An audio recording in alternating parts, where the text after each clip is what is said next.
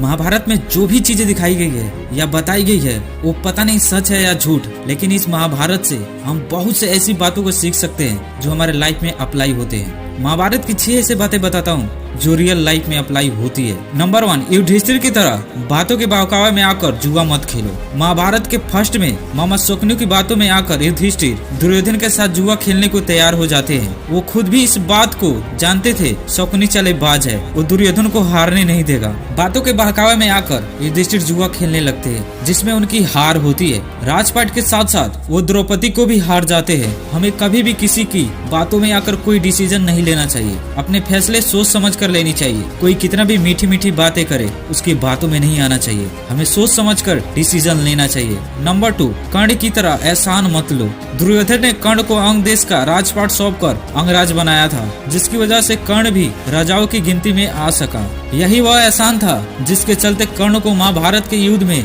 दुर्योधन का साथ देकर धर्म के खिलाफ जाना पड़ा। देखो, कई बार हम भी गलत लोगों से एहसान ले लेते हैं जिससे हमारी लाइफ भी कर्ण की जैसी हो जाती है। नंबर 3, धृतराष्ट्र की तरह संतान मोह में मत पड़ो। धृतराष्ट्र ने संतान मोह में आकर दुर्योधन और अपने सभी पुत्रों को कभी बुरे कर्मों से नहीं रोका, जिसकी वजह से दुर्योधन अधर्म के रास्ते पे चल पड़ा। जो माता पिता संतान मोह में आकर बच्चों की गलतियों को नजरअंदाज कर देते, उन्हें फ्यूचर में प्रॉब्लम का बहुत बड़ा सामना करना पड़ता है। बच्चों का हर जिद मान लेना ये सबसे बड़ी प्रॉब्लम का जड़ है। बच्चों को टोकना, पीटना और डांटना बहुत जरूरी है ताकि हमेशा कुछ गलत करने से डरे। बच्चों को इतना प्यार न दो कि उसके अंदर से माँ बाप का डर ही खत्म हो जाए और वो हर चीज अपनी मर्जी से करने लगे। नंबर 4, द्रौपदी की तरह किसी का मजाक मत उड़ाओ। युधिष्ठिर के राज्याभिषेक के समय दुर्योधन जब पानी से भरे एक जलकुंड में गिर जाता है, उसे देखकर सब हंसने लगते हैं। उस समय द्रौपदी यह कहकर हंसती है, अंधे का पुत्र अंधा ही होता है। इस मजाक की वजह से दुर्योधन गुस्से से भर जाता है। उसके अंदर बदले की आग जलने लगती है, जिस वजह से वह द्रौपदी का अपमान करता है और पांडवों के खिलाफ साजिश रचने लगता है। उस छोटे से मजाक को